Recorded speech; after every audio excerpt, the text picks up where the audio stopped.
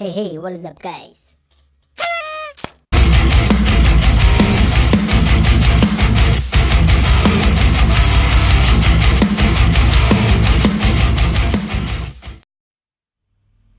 What is up, guys? Tejas here from 11 Gauge Recordings, and as promised, I'm back with another video. Hope you guys liked the last video, and hope you guys liked the song in the last video because I'll be using the same example for this video.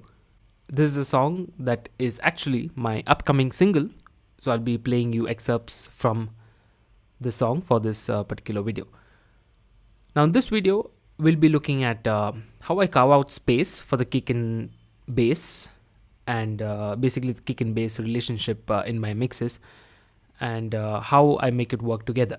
So let's jump right into it. Let's start with how I EQ my kick, and then let's get into the bass. And then for this particular track, I also used some sidechain compression so that I get a little more punch from the kick. So we'll get into that also in a bit. So let's start with the kick EQ. Before that, let me play a small part of the song so that you guys have an idea of what you're working with. So here goes.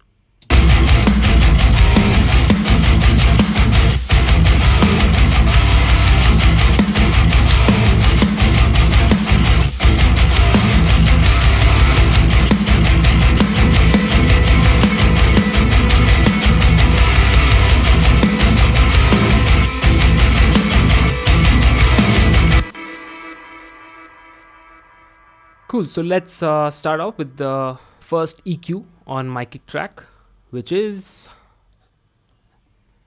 the REQ. So as you can see, there's a boost on 66, bit of the lows, low mids cut out, and boost on the highs. So keep an eye on this. There's a boost on 66. Now on my second EQ, I do have another boost on around 65, 2 dB boost over there again. I just felt that I needed a bit more of around 65, and that's followed by a bunch of other processes which is not relevant for this video. So that's how I've EQ'd my kick.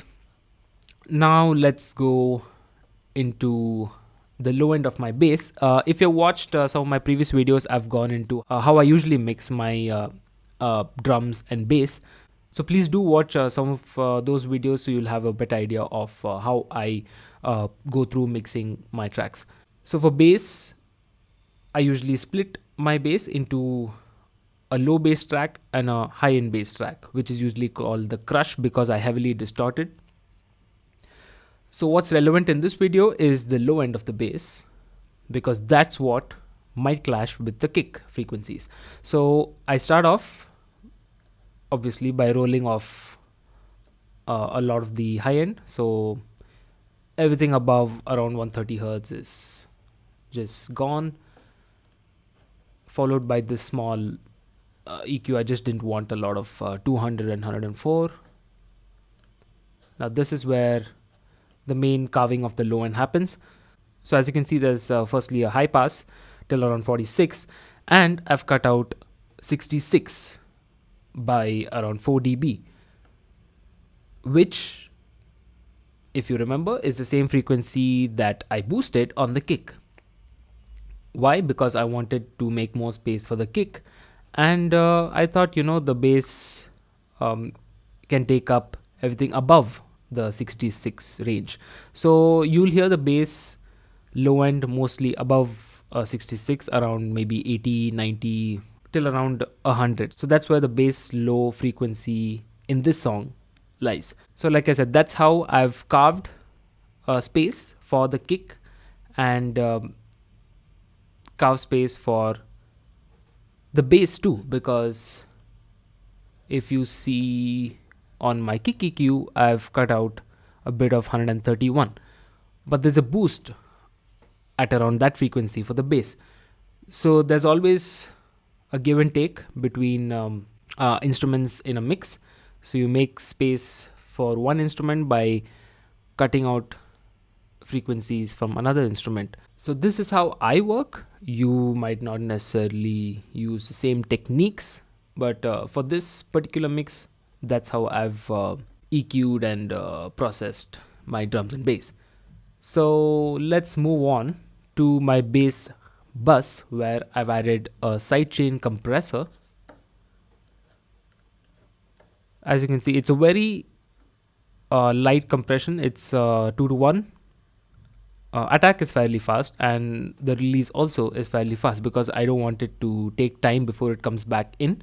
So again, to make it clear, this is the compressor on the bass track, but the key for the bass compressor is taken from the kick. So bus 26 is the key here, which is a send from the kick track over here, bus 26 here. So let's take a look at what's happening here. So I'll play the same part of the song. I'll keep this bypassed and I'll bring it in while I play the track again. So I hope you guys are wearing headphones or listening to this on monitors. It's not meant to be a night and day difference. It's meant to be very subtle because I've already carved out space for the kick and bass.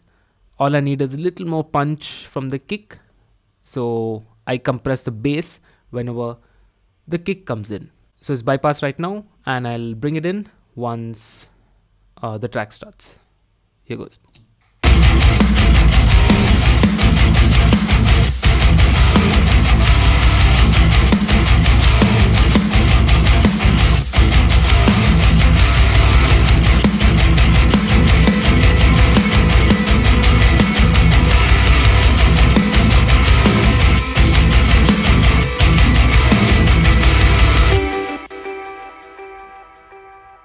So hope you guys noticed a difference. As I said, it's not meant to be a night and day difference. It's meant to be a very subtle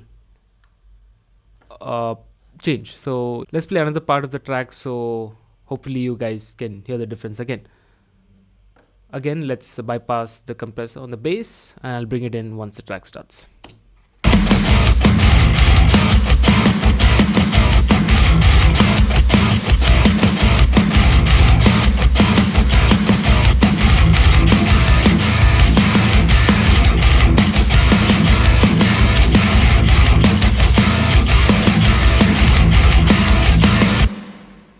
You'll just hear the kick pushing a little more, and you can hear the kick kind of punch through a little more. Very subtle difference, but in my ears, it's a huge difference. So hope you guys heard the difference, firstly, and secondly, hope you guys like the video, and I'll be back with another video soon.